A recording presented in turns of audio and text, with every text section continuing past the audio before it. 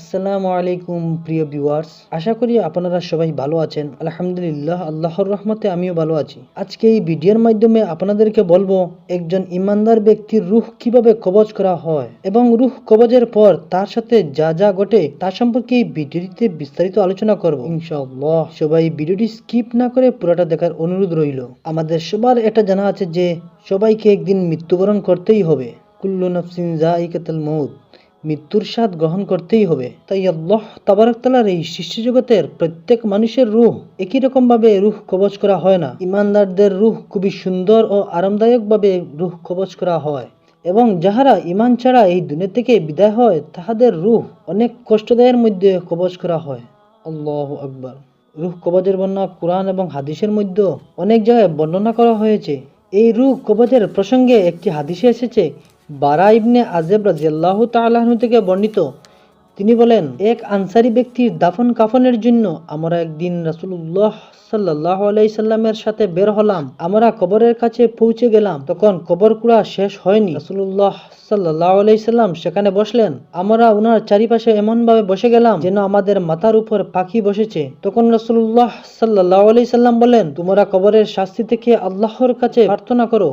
এরপর তিনি আরও বললেন, যখন কোনো ইমানদার বান্দা পৃথিবী থেকে বিদায় নিয়ে আখিরাতের দিকে যাত্রা করে তখন আকাশ থেকে তার কাছে ফিরিস্তা আসে। তাদের চেহারা থাকবে সূর্যের মতো উজ্জ্বল, তাদের সাথে থাকবে জান্নাতের কাফন ও সুগন্ধি। ওই ফিরিস্তাগণ মৃত ব্যক্তির চোখ বন্ধ করা পর্যন্ত তার কাছে বসে থাকবে। মৃত্যুর ফিরিস্তা এসে তার মাথার কাছে বসবে। তখন মৃত্যুর ফিরিস্তা বলবেন, হে সুন্দর আত্মা, তুমি আল্লাহ তাআলার ক্ষমা ও সন্তুষ্টির দিকে বেরিয়ে এসো। তখন আত্মা বেরিয়ে আসবে যেমন বেরিয়ে আসা পান পাত্র থেকে পানির ফুটা। যে আত্মাকে গ্রহণ করে এক মুহূর্তের জন্য ছাড়বে না, তাকে সেই জান্নাতের কাফনে পড়াবে ও সুগন্ধি লাগাবে। পৃথিবীতে যে মিশক আছে সে তার চেয়ে বেশি সুগন্ধি ছড়াবে। তাকে নিয়ে তারা আসমানের দিকে যেতে থাকবে আর ফেরেশতাদের প্রতিটি দল বলবে, কে এই পবিত্র আত্মা? তাদের প্রশ্নের উত্তরে তারা সুন্দর নাম নিয়ে বলবে যে অমুক অমুকের ছেলে।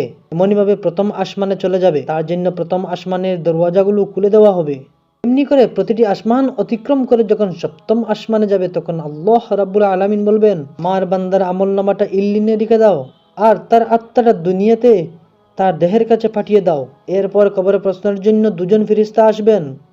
তারা প্রশ্ন করবেন, তোমার প্রভুকে? সে বলবে, আমার প্রভু আল্লাহ। তারপর প্রশ্ন করবেন, তোমার দিন কি? সে বলবে, আমার দিন ইসলাম। তারপর প্রশ্ন করবেন, এই ব্যক্তিকে কি চেনো যাকে তোমার কাছে পাঠানো হয়েছিল? সে উত্তর বলবে, সে আল্লাহর রাসূল। তারা বলবেন, তুমি কিভাবে এই কথাগুলো জানলে? সে উত্তর বলবে, আমি আল্লাহর কিতাব পবিত্র কোরআনের মধ্যে পাঠ করেছি অথবা শুনেছি।